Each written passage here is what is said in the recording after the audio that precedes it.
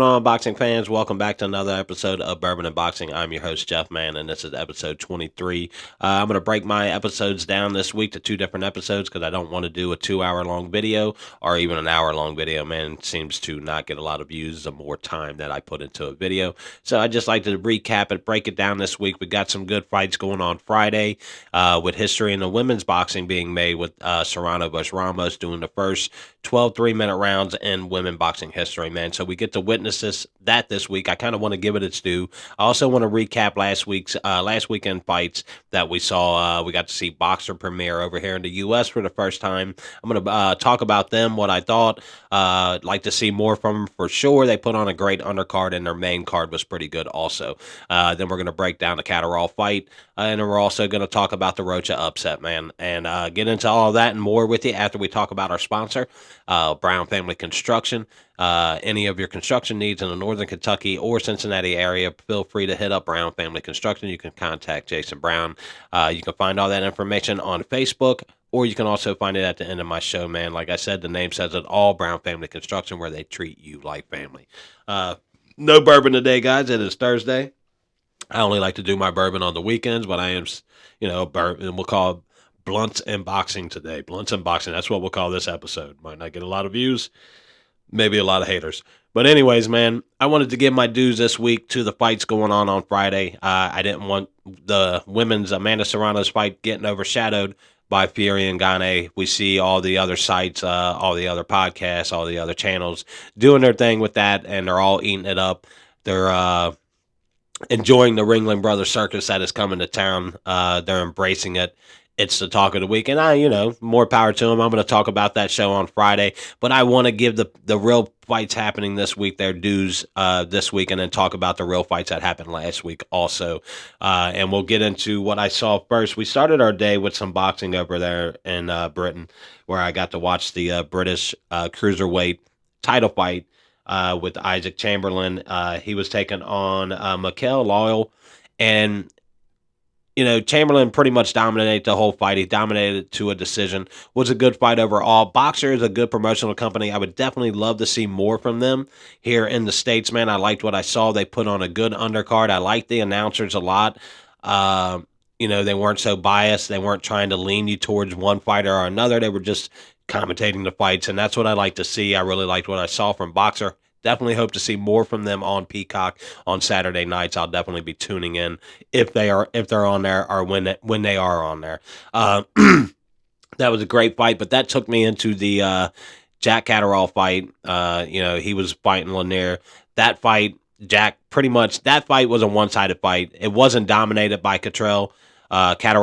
Should I say? I keep calling him Catterall. Catterall wasn't dominated by Catterall by any means, but it was an easy fight for him. Lanier didn't really fight back. Wasn't much of a fight to watch.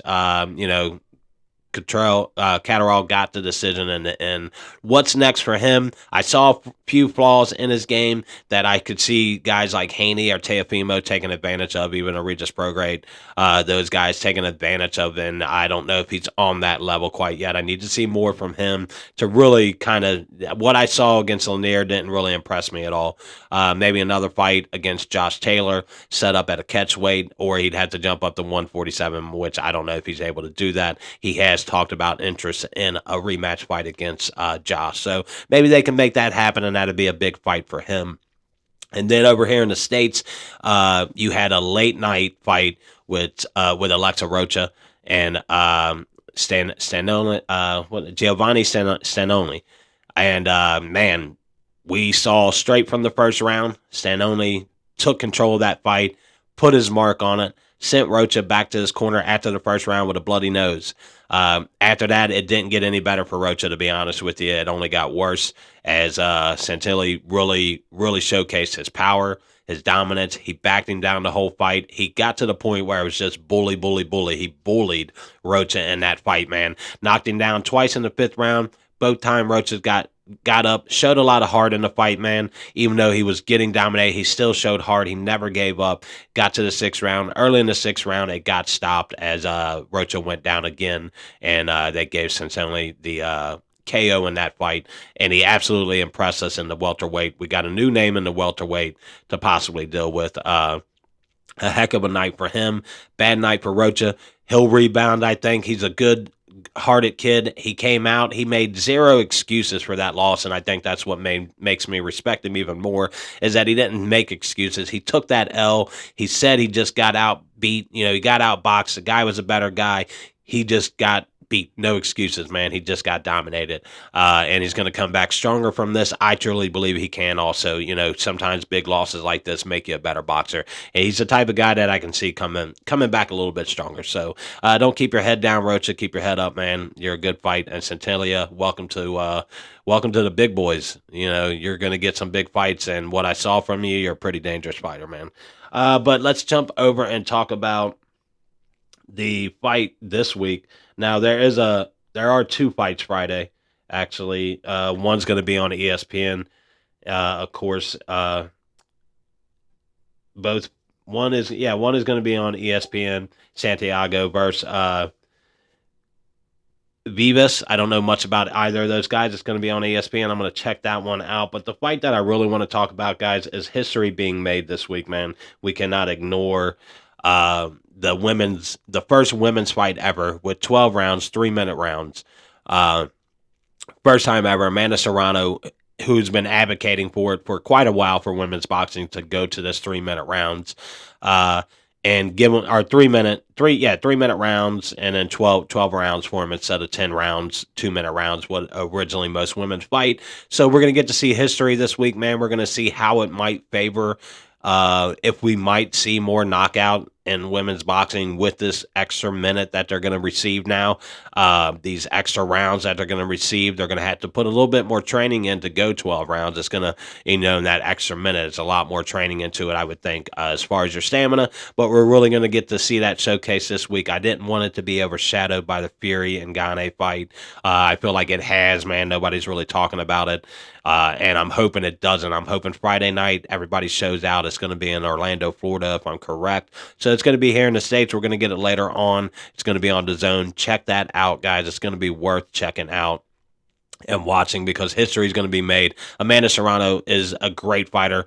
I don't know much about Ramos, but I know she's a mandatory, so she's got to be pretty good to be the mandatory and fighting against Amanda Serrano, who's an incredible fighter out of Puerto Rico, part of that Puerto Rican staff, you know, great Puerto Rican fighters they got coming out over there. But she always puts on a good fight, man. We're going to get to see history. I think Serrano takes this fight. She wants to show everybody that, she's willing for any fight. She's making history for women. She was the first main card to ever, her and Katie Taylor, first main card ever to women's main card in boxing. And now she's going to be part of another part of history for women. You got to put it out there for her taking the steps for women in boxing, man, and doing things to get women on a stage. And you got to kind of give Jake Paul credit also, as much as we don't like Jake Paul in boxing as a boxer. I've always said I think he's going to be a great promoter.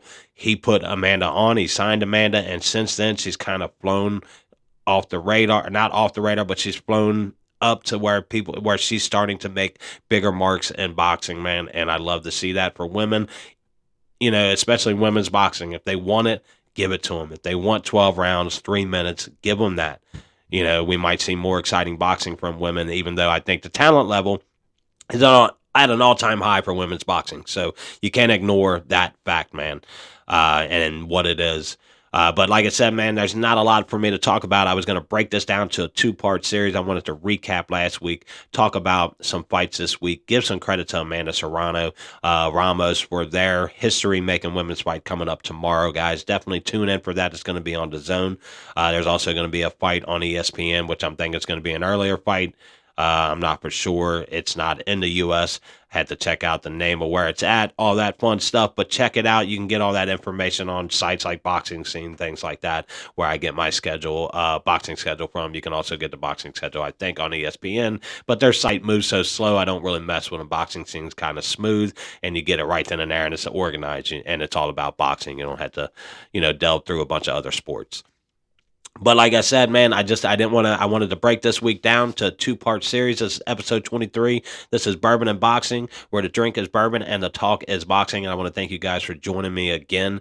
And make sure to tune in tomorrow for Women's History being made, guys. I want to reiterate this, man. Women's history being made. Let's not let the Ringling Brothers Circus coming in town overshadow the real boxing going on this week. Tomorrow, I'll talk about the Fury and Gane fight, and then I'll also talk about the Foster versus Hernandez fight that's also going on Saturday. It's a really, really good fight. Big fight for Foster going down into somebody else's backyard. A heavy puncher, Rocky Hernandez. They call him the Rocky. Tough guy. That's going to be a fight I want to break down for you guys, man. We're going to talk about the Fury and Gane fight and some big boxing news that I also heard this week. Tomorrow's episode probably going to be a little bit longer. But thank you guys for joining me for episode 23. And let's not forget about the big women's fight tomorrow, guys. Tune in. Amanda Serrano versus Ramos for the first time ever in women's boxing history. 12 rounds, 12 3-minute rounds, guys. Tune in, and thank you guys for joining me once again, man. Bourbon and Boxing.